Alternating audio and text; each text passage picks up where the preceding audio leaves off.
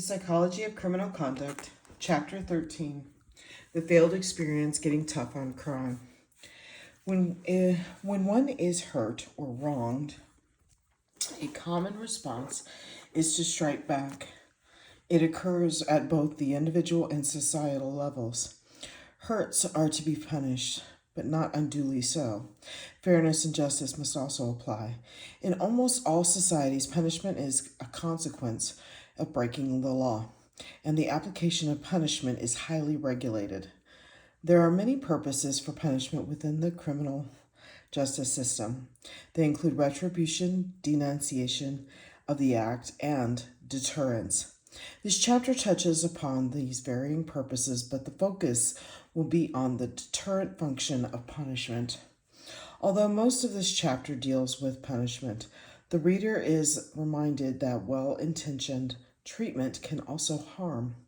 This has been recognized for a long time going back to at least Bailey's 1966 review, with almost 1/4 of the 100 reports classified as harmful or no change. Page 736. We have already seen, for example, that violating the risk principle by providing intensive treatment to low-risk clients is associated with increased recidivism. However, unanticipated harm is almost always the result with punishment-oriented interventions. Criminal justice sanctions and just deserts. Laws define unacceptable behaviors and set the penalties for engaging in those behaviors. For the sake of simplicity, we will use the term sanction to refer to the official application of punishment for breaking the law. More generally, sanctions can also refer to the approval of behavior. Sanctioning criminal behavior follows three simple ideas. First, there is the moral imperative that wrongings do not go unpunished. Retribution. Second, the sanction must be proportional to the crime. Just deserts. That is, a punishment should not be overly harsh or too lenient. Finally, it is anticipated that sanctions will deter the individual. Specific deterrence in other members of society, general deterrence from behaving illegally. The world prison population in 2021 was approximately 11.5 million. It had fallen during the COVID-19 pandemic. Farron Walmsley, 2021. Although the number of people under correctional supervision has leveled off or decreased in the United States in the past few years, the country still holds the dubious distinction of having the highest prison population in the world. In 2021, the rate of incarceration in the United States was 629 per 100,000, easily outpacing many countries in the developed world. For example, the rate per 1,000 for Canada was 104, for England and Wales 131, for France 119, and for Australia 167. The official figures may be questionable, but the rates for Russia 326 and China 119 do not match those of the United States. There were slightly more than 5.5 million persons under correctional supervision in 2020. In the United States, the lowest number since 1996 was 1.7 million in jails and prisons. 2022, 2,414 inmates were on death row, and 18 were executed. Death Penalty Information Center's 2022. It is unclear when exactly the United States started getting tough on crime. Most scholars place the beginnings at some time in the 1970s. The social political event of the time, the proclamation that nothing works, and a revival of classical criminology were contributing factors to a shift to punishment to address crime. When Martins in 1974 declared treatment to be largely ineffective, he also suggested that deterrence may offer an alternative hope for dealing with crime. Classical criminology saw individuals as rational beings who calculated the benefits and risks for certain behaviors. Therefore, if crime pays, then the costs for a crime must increase.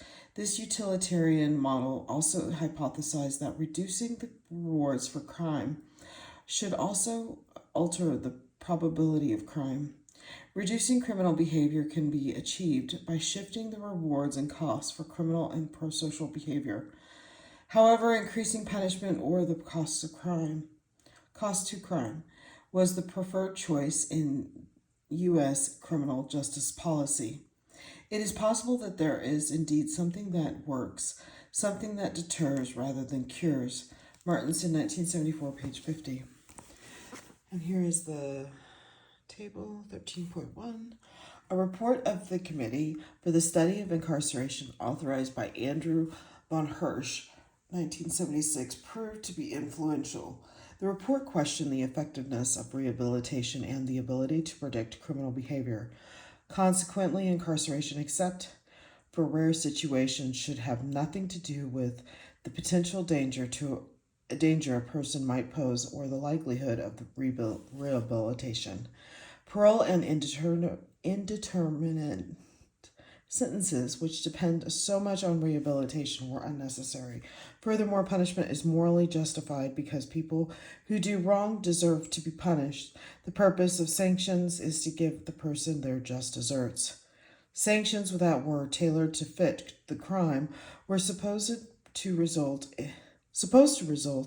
in a fair and just criminal justice system, but also were presumed to deter criminal behavior. The United States went on to a spree of adding sanctions and increasing severity of sanctions. The state of Washington introduced a three strikes and you're outlaw in 1993, making life imprisonment mandatory for a third felony conviction. Three strikes laws followed in California and at least 28 other states. Discretion at the back end of the criminal justice system was also curtailed by the abolishment of parole boards and the introduction of truth in sentencing laws. The effects of imprisonment on crime and the community. The get tough approach to crime is reflected in laws with mandatory minimum penalties, longer prison sentences, and other efforts to make sanctions more pleasant. Many jurisdictions had mandatory minimum penalties, but the penalties were limited either to very serious crimes such as an intentional act of murder or to a few specific crimes. Example, brief periods of incarceration for impaired driving. What changed was the list of offenses for which mandatory penalties were prescribed increased dramatically and the penalties became more severe. Three strikes laws and the truth in sentencing legislation are the most common examples of the get tough legislation. Three strikes laws basically required a judge to give a life prison term after the third offense. Truth in sentencing laws require serving a minimum amount of a sentence, approximately 85% before release on parole, or some other form of conditional release. Both types of legislation are usually intended to target those who commit violent crimes and are based on the idea of selective incapacitation, i.e., selectively incapacitating the high-risk, high-frequency individuals.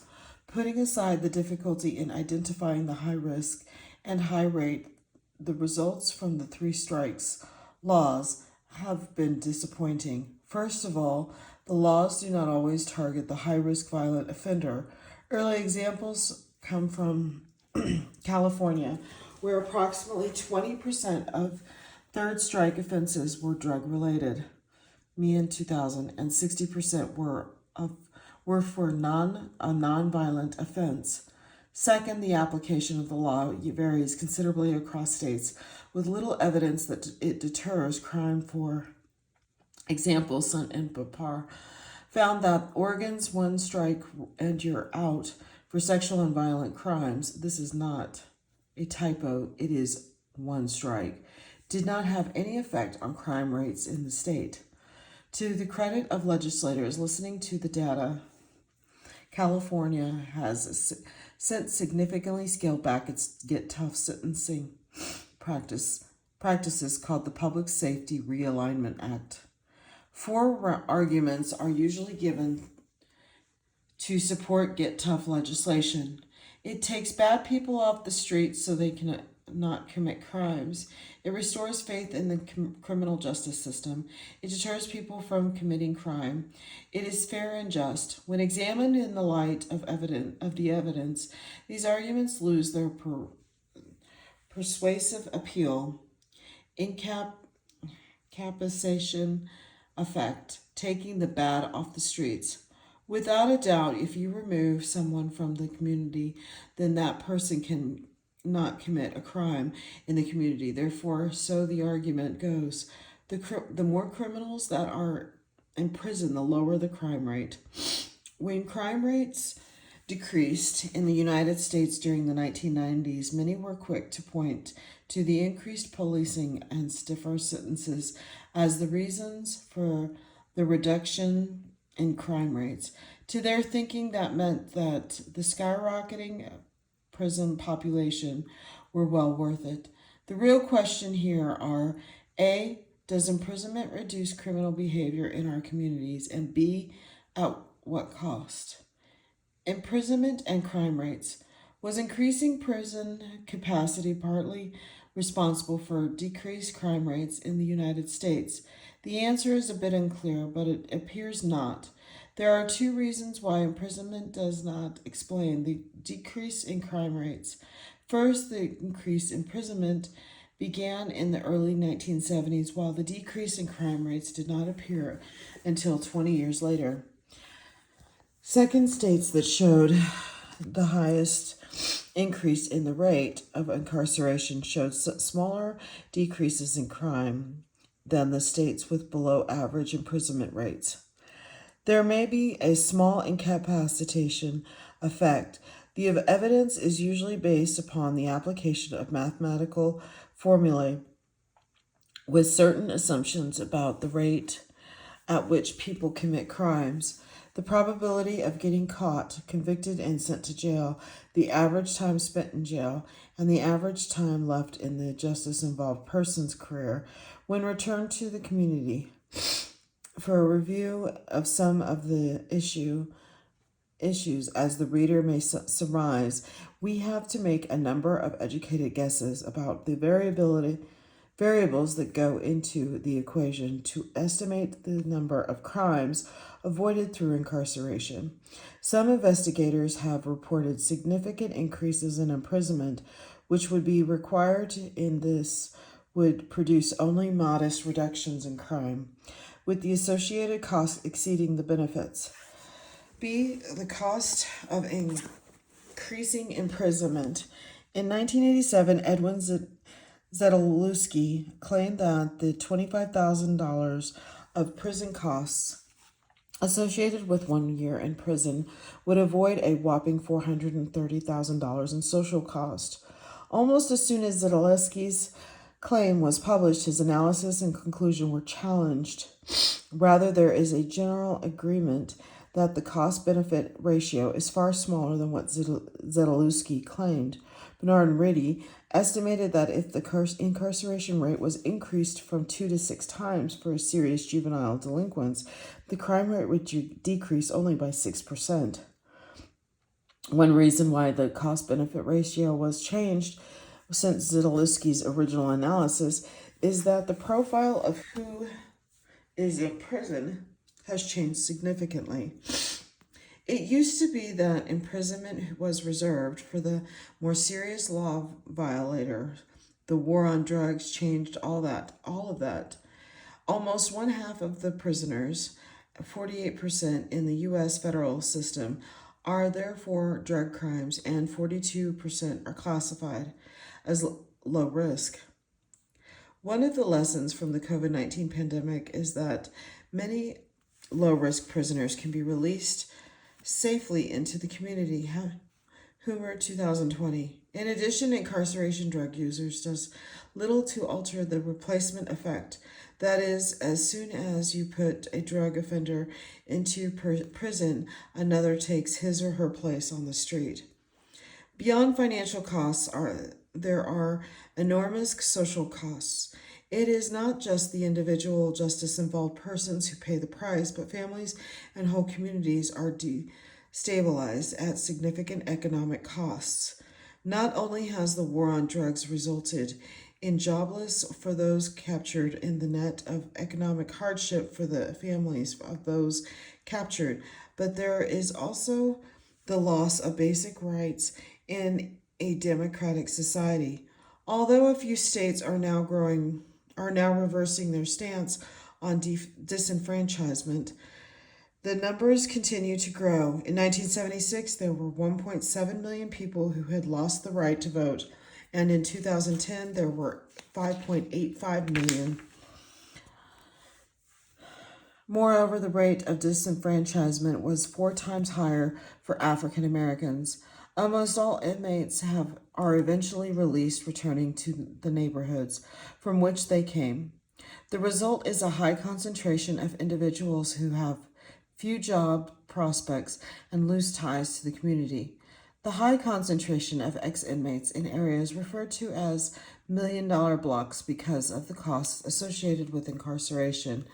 So many individuals drives out small business and those law-abiding citizens who can afford to leave, thereby contributing to the neighborhood decay. In Brooklyn alone, it is estimated that there are 35 of these million-dollar blocks, and Chicago had 851.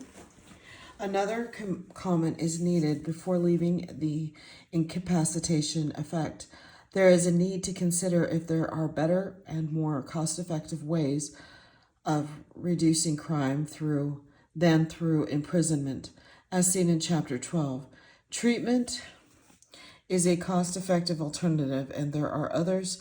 For example, one can invest in million-dollar blocks and improve the social conditions of the community, or make wider use of diversion programs. There are many more ways of reducing or reliance on incapacitation, and these should be explored. 2. Restoring faith in the criminal justice system. Political leaders argue that the consequences for law violation must be quick and severe in order to ensure law and order. Furthermore, they say this is what the public expects and wants. Whether the public wants to a quote, get tough approach depends upon how the question is posed. Public opinion surveys that ask very general questions, example, do you favor tougher sentences for criminals, do find the majority of the respondents agreeing to a quote, get tough approach. The public thinks poorly of parole, that courts are too lenient, and that prisons are country clubs. However, when the public is given choices or more factual and detailed information, a less punitive attitude emerges. A number of factors moderate what Cullen and his colleagues 2017 call the mushy, get tough attitudes of the public. First, when questions are posed that provide alternatives to the most serious penalty, example, death penalty versus life in prison, it is the minority who endorses the harshest alternative if more detail is given about the crime. Example, the robbery did not cause physical harm, or about the lawbreaker, juvenile or mentally disordered, then the public is more understanding and tolerant. Nonetheless, get tough policies abound. It is understandable that the public cannot be informed on all facts related to the public policy. However, it appears inexcusable that so many political leaders are neither well informed nor interested in educating their constituents. As Tonry wrote, political courage is required. A vote to repeal, narrow, or weaken a 3 strikes law can be portrayed as being soft on crime. This makes elected officials risk averse. Deterrence. Imprisonment as a deterrent. There is little evidence that get tough interventions, such as 3 strikes and truth in sentencing laws, deter crime when we consider the general literature on the effect of imprisonment on recidivism. Once again, the evidence is elusive. Narrative and meta-analytic reviews of the literature agree that the severity or length of the sentence is unrelated to crime. In the most recent meta-analysis, Petrick and his colleagues found longer sentences were associated with an increase in the recidivism of those released from prison. In other words, prisons may be criminogenic. Resources note 3.1.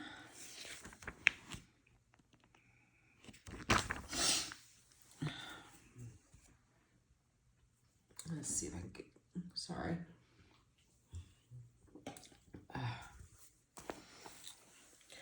What explains the criminogenic effects of prison? A number of explanations have been forwarded, including the idea that prisons are schools for crime, and that since there is so little treatment available in most prison systems, the way justice-involved persons enter prison is the way they leave it.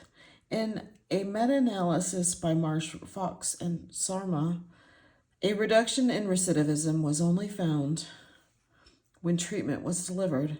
Another explanation relates back to the earlier discussions of the communities to which inmates return the $1 million blocks.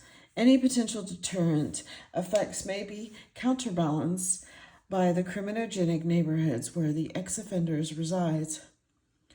Before moving on to evaluations of non-custodial deterrence, it is worthwhile to examine the general deterrent value of the death penalty, as it is the most severe form of punishment. The question posed here is whether the application of capital punishment will deter members of the general public from committing murder. There have been at least 2 meta-analytic reviews of the literature. The first review of the 95 studies of executions found a small deterrent effect on homicides, but the effect was largely moderated by the study's methodology. The second review of 102 studies found the profession of the author to be the only variable related to a deterrent effect. Economists who were the authors of the study tended to find the death penalty to work. At the very least, there is no convincing evidence that capital punishment deters crime. B. Deterrence and intermediate sanctions. The programs in the 1980s, because of the pressure of the overcrowded prisons, alternatives to imprisonment were needed that were harsher than probation, but not as severe or costly as prison. Alternative punishments were to give judges more choices in order to fit the crime properly to the punishment and achieve a rational sentencing system. The most well-known forms of intermediate sanctions are intensive supervision programs, ISPs, shock incarceration, example boot camps, scared straight, electronic monitoring, and more recently, Project Hope. Georgia was the first state to introduce an ISP in 1982. The ISP in Georgia consisted of 25 probationers supervised by 2 officers. A probation officer who did the counseling and case management, and a surveillance officer who checked curfews, conducted drug tests, and made unannounced home visits. Within a decade, almost every state had an ISP. ISP programs were soon followed by in the 1990s with aftercare programs for youth and young adults released from custody that included close supervision and treatment. Shock incarceration programs expose offenders to the harshness of prison life with the hope that it will shock them away from a criminal lifestyle. The most popular form of shock incarceration is the military-style boot camp. Once again, Georgia holds the distinction of opening the first shock incarceration boot camp. In the United States, 1983, Georgia's program involved military style drills, and long hours of physical labor. There was no treatment, although other boot camps had a counseling treatment component. It was the drills, exercise, and labor that consumed 8 or more hours of the day. At the peak of the popularity in 2000, there were 95 boot camps for adults and 56 boot camps for juveniles. Boot camps were also established in Canada and in the United Kingdom. One variant of shock incarceration was New Jersey Styles Juvenile Awareness Project, more popularly known as Scared Straight. Youth visited lifers in Rahway State Prison, where the inmates described to their audience in colorful detail the horrors of prison life. This shock confrontation approach was intended to show the youth what would happen if they followed a life of crime. A television documentary popularized the program and led to similar projects in other parts of the United States, Canada, and Europe. Other forms of awareness programs, i.e., awareness of the personal costs of crime, have been instituted across school environments, especially in the area of substance misuse. Electronic monitoring programs have an interesting origin. Judge Jack Love of New Mexico was reading a Spider-Man comic book in which the villain attached an electronic monitoring device to track Spider-Man. This allowed the criminal to carry out his crimes when Spider-Man was not around. Why not, though, thought Love, turn the tables and put electronic bracelets on the criminals so that the authorities would know their whereabouts. Thus was born electronic monitoring. For justice-involved persons today, EM programs use GPS technology and can be found in all U.S. states and throughout many parts of the world. In 2015, it was estimated that there were more than 130,000 people under the EM supervision in the United States alone, a 140 increase of over 10 years. One of the newest intermediate sanctions is Project Hope, Honest Opportunity Probation with Enforcement. The project was developed by an Hawaiian judge called Stephen Alm in 2004. Judge Alm's view was that the frequent return of probationers to court for violations was because the violations were not followed with predictable and serious consequences. In order to remedy this problem, he introduced a program with the cooperation of the police, probation court prosecutors, and his fellow judges, where violations of the conditions of probations were met with swift and certain punishment. Higher risk probationers, as measured by the LSIR, and sexual offenders from the Honolulu area of Hawaii, were the target participants. The original name for the program began with Hawaii and later changed to Honest as the program's popularity grew. Upon entry into the program, the judge would give a warning hearing outlining the consequences for violation of the conditions of probation. They were told that any violation would lead to an immediate arrest and placement in jail. This is swift and certain punishment was hypothesized to deter further violations. The evidence. Leaving aside Project Hope for now, none of these intermediate punishments have demonstrated reductions in recidivism. Furthermore, under certain conditions, these programs have made matters worse by increasing recidivism and correctional costs. A brief summary of the evaluation literature follows. There have been a number of meta-analytic reviews on the effectiveness of ISP that found either no effect or small reduction in recidivism, depending on certain study characteristics. A recent review examined the effectiveness of aftercare reentry and ISP for youth. Aftercare reentry programs are for those released from custody who are supervised in the community and provided with services to enhance their chances of success. Jessica Bouchard and Jennifer Wong identified 10 aftercare and 15 ISP studies. The authors measured two types of outcomes: one, charged, arrested, and two, convicted. Of the 11 analyses conducted, only one demonstrated a significant effect, and that was for aftercare when the outcome was a charge or rearrest, R equals 0.05. A second meta-analysis by Elizabeth Drake, 2018, also found ISP unrelated to recidivism, R equals 0.00, K equals 14.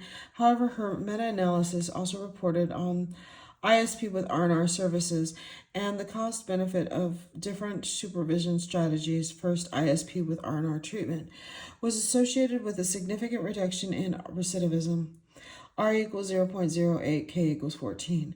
Second, ISP without treatment yielded a net cost to taxpayers and crime victims of approximately $5,000, while ISP and R&R treatment showed a net benefit of $7,000 per participant. The meta-analytic findings of R&R supervision, where community supervision officers act directly as an agent of change, also produced significant reductions in recidivism and positive net benefits to taxpayers and victims of crime of about US $7,000 per participant. Evaluations of shock incarceration and boot camps have also found that treatment is required to reduce recidivism. Doris McKenzie, Robert Baring, David McDowell, and Claire Sorrell, 1995, examined 8 state boot camps. Although groups were not randomly assigned, statistical controls were introduced for factors that could have influenced recidivism.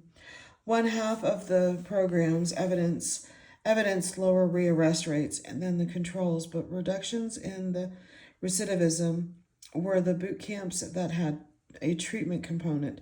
Their conclusion: military drill and ceremony, hard labor, physical training, and strict rules and discipline in and of themselves do not reduce recidivism. More recent evaluations of boot camps have not altered this conclusion. Only when there is a treatment component do we find positive findings. The New Jersey Scared Straight program was first evaluated by James Finkenauer and his colleagues in the late 1970s. 46 juveniles who visited lifers in prison were compared to 35 control subjects. A 6-month follow-up found that the youths who attended the Rahway program had higher rearrest rates than the youths who were not exposed to the programs. Surprisingly, 19 of the 46 youths attending the program did not even have a prior criminal record, a violation of the risk principle. Despite the contradictive findings, Scared Straight programs continue to be adopted in the other U.S. jurisdiction and in the United Kingdom, Australia, and Norway. Evaluations. Many of these programs have shown that none of them reduced recidivism. In meta-analysis of 9 randomized studies,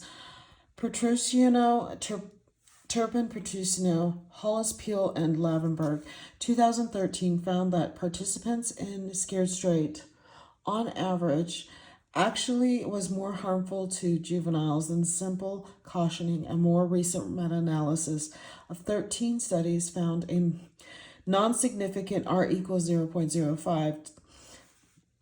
Despite the lack of evidence, such programs remain popular, and as Jeff Moss and Travis Pratt have pointed out, TV shows like Beyond Scared Straight are enormously entertaining.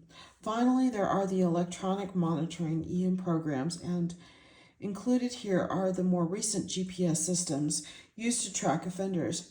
EM is supposed to be an alternative to imprisonment. Instead, a prison sentence, the person is given a community sentence and required to stay at home, house arrest. An electronic signaling device, usually attached to the ankle, permits monitoring of the individual's location. Leaving the home without permission would set off an alarm, and the authorities would seek the person's apprehension. Research on EM has left us with 4 general conclusions. First, most EM programs do not offer an alternative to prison. The people in these programs are often low risk who would have received a community-based sanction anyway. That is, EM programs appear to widen the correctional net, applying more rather than fewer controls. Second, there is little convincing evidence that EM reduces recidivism. A meta-analysis by Baller et al. Reported mixed results that depended on a range of methodological factors. For example, when time to reoffend was used, i.e. how quickly someone recidivates, and then EM showed a significant reduction in recidivism, R equals 0.09, K equals 5. However, when the measure was a binary yes, no, then the effect size became non-significant, R equals 0.06, K equals 14. Third, and consistent with the findings reported earlier, it is the addition of a treatment component to EM that results in reduced recidivism. And finally, at least with sexual offenders, EM is not cost effective. Returning to Project Hope does a swift and certain punishment-oriented intervention work for high-risk probationers. There has been one randomized control evaluation completed by Hawken and Kleiman. Probationers were randomly assigned to Hope, N equals 330, or routine probation, N equals 163.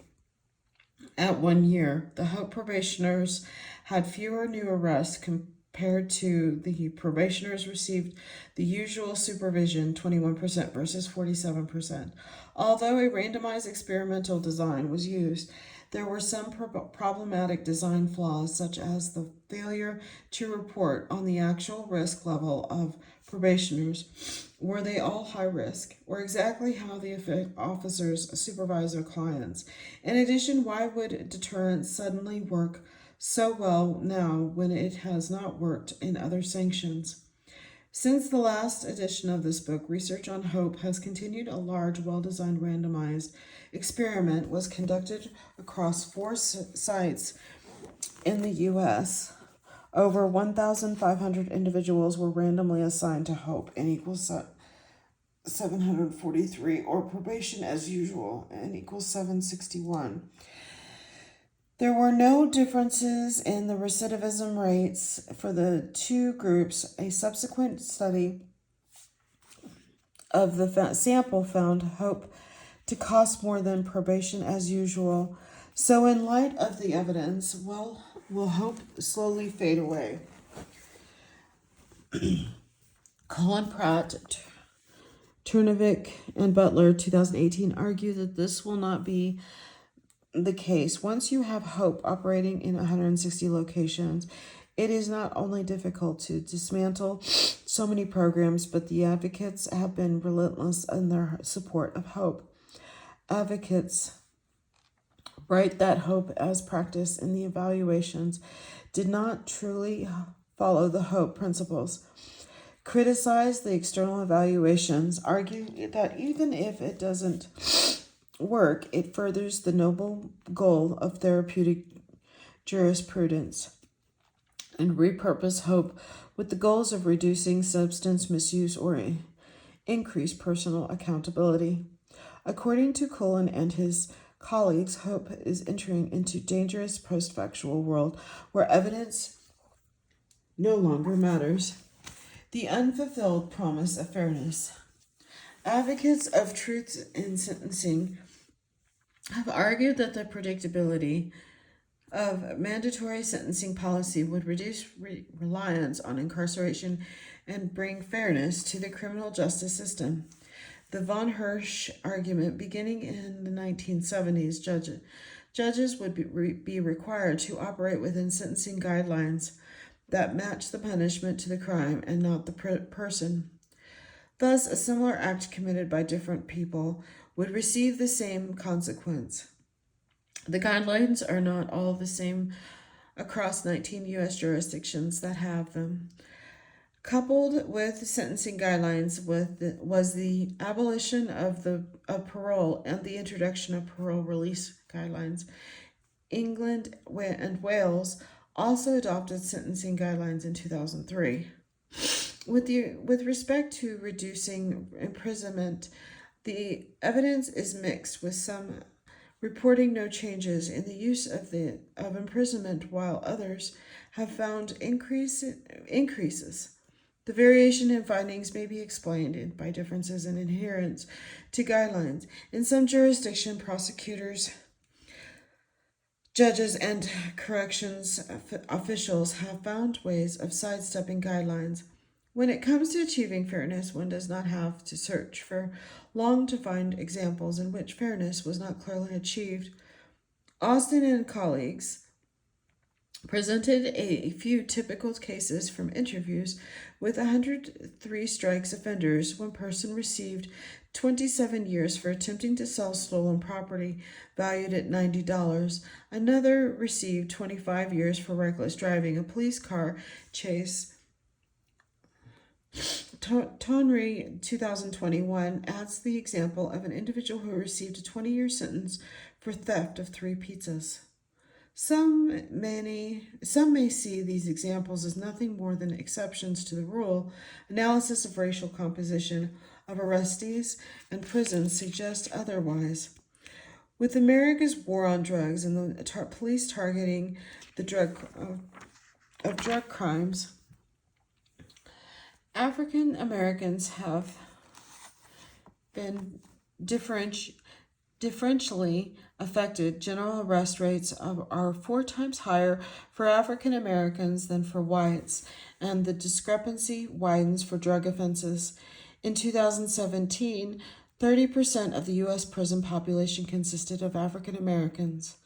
Although legal factors are the best predictors of sentencing, a number of studies also reported that racial factors often play a role in sentencing.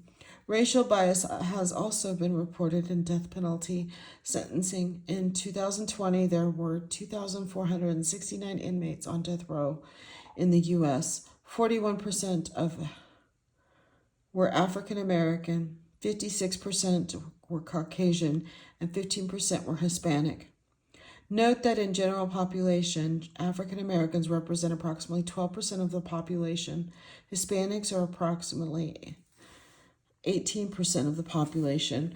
These percentages have not changed significantly since at least 2005. 17 prisoners were executed that same year, and 6 were African American, 5 were white, 2 were Hispanic, and the rest were unidentified. Although early research found that the African Americans convicted of homicide, especially if their victim was white, were more likely to receive the death penalty. Recent research has found little evidence to support this view. Finally, there has been considerable interest in the effects of mandatory sentencing policies and sentencing guidelines on women in conflict with the law. When sentencing guidelines are introduced, there were 3 possible options. First, sentences can be reduced for men to bring them more in line with the sentences women receive. Second, sentences for men and women who can converge to some midpoint. Third, sentences can increase for women. Historically, women have enjoyed leniency from the courts. Sentencing guidelines, however, require that criminal acts are treated equally and render personal factors. Example, gender inconsequential. Some have found that the sentences for women increased under the guidelines. However, the effects are quite complicated. For example, women receive longer sentences if they are 1 from the southern U.S. states and 2 from a political and religious conservative community. Summary: it is astonishing that in spite of the negative findings, criminal justice sanctions still remains widely popular. Legislators continually try to come up with harsher penalties. Criminologists continue to conduct studies hoping to find that deterrence will work, and programs are made more demeaning. A number of factors operate to keep punishment entrenched in criminal justice policy. First, people believe in the effectiveness of punishment.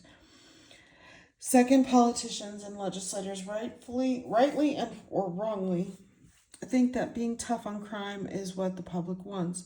Third, rehabilitation is seen as being soft on crime and not effective.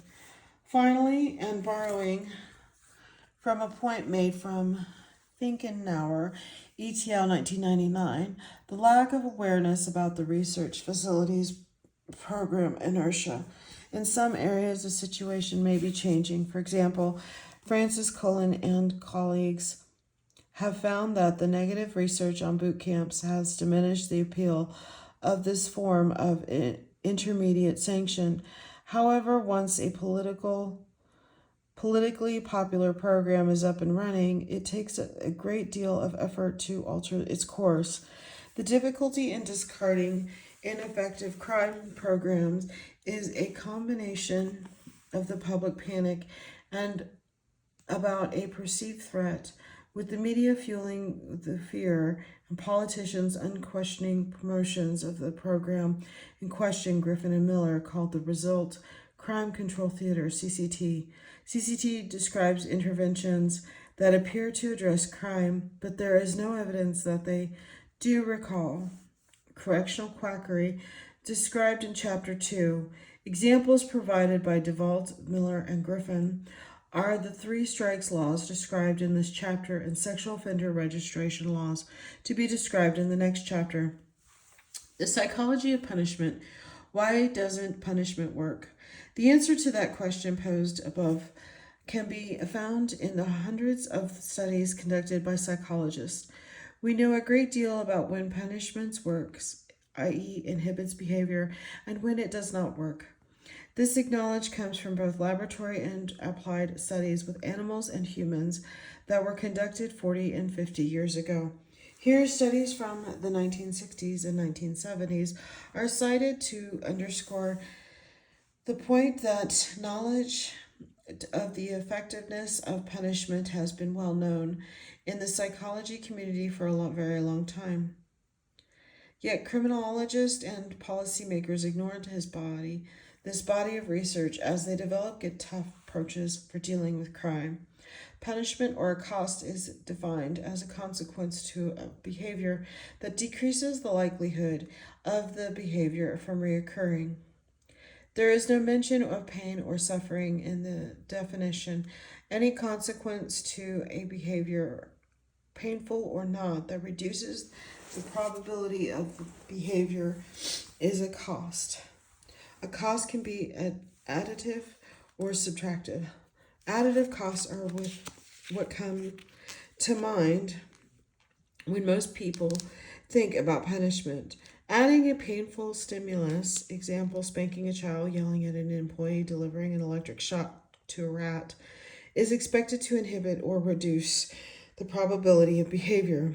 However, removing a reward of something or something valued, i.e. subtractive costs, can also decrease the probability of behavior reoccurring. Giving your partner the cold shoulder or sending a misbehaving child to their room timeout are examples of subtractive costs. The literature on the effectiveness of punishment is rich, and the types of punishments studied are varied. Many experiments use electric shock because of the high degree of control over its intensity and duration. However, there are many studies using unpleasant odors, submerging a hand in freezing water puffs of air to the eye, loud noises, removing money, placing children in a room away from rewards, forcibly repeating certain physical movements, overcorrection, and exposure to disgusting and unpleasant thoughts. Conditions for effective punishment. Drawing on this literature, a brief summary of the important conditions for the effective punishment, along with a commentary on the relevance of the research to the crime problem follows. Condition 1, maximum intensity. It is unclear whether the intensity of punishment is the most important factor in suppressing behavior, but it certainly ranks along with the immediacy as one of the more important. Van Vouten, 1983. At first blush, this last statement seems to say that if we simply turn up the heat, then we can stop criminal behavior. However, it is not simply turning up the intensity dial. Studies suggest that we have to turn the dial to full in order to stop the targeted behavior completely.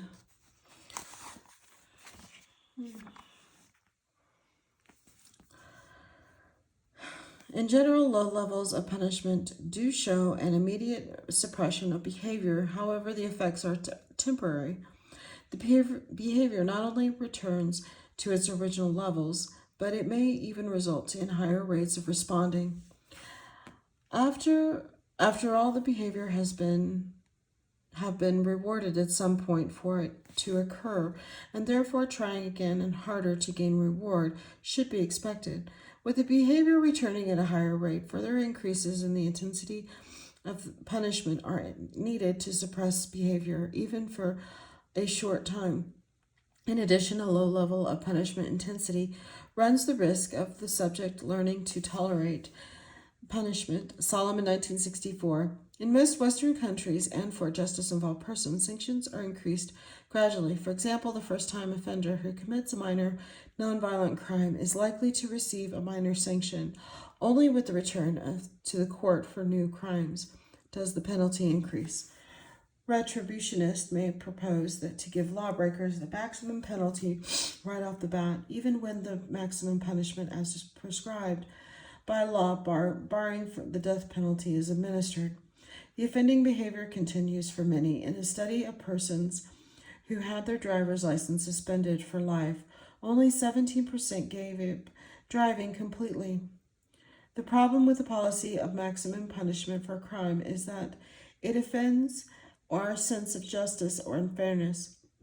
Formalized systems of criminal justice try to follow a principle of proportionality, matching level of punishment to the severity of the crime. The option of maximum punishment is unacceptable to most. This will be the end of part 1. I will be back for part 2 on chapter 13. Thank you.